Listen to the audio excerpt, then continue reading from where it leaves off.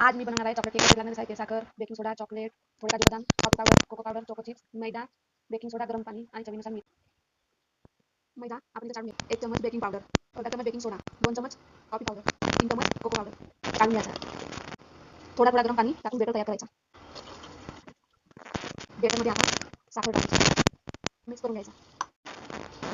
आता चॉकलेट सोडा आणि मिक्स करून घ्यायचा. चवीनुसार मीठ सोडायचं आणि मिक्स करून घ्यायचा.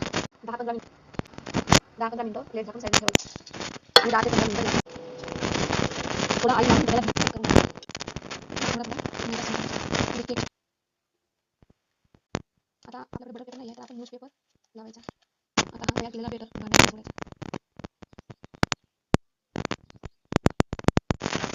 2-3 झाकण काढून झालं की त्याच्यावर एक प्लेट ठेवून झालं की त्याच्यावरती भांडा ठेवून काठी टाकून घ्यायची आणि 30 ते 35 मिनिटं शिजू द्यायचं. केक तयार आहे आपला. केक तयार आहे. आता थंड आता मी ते चॉकलेट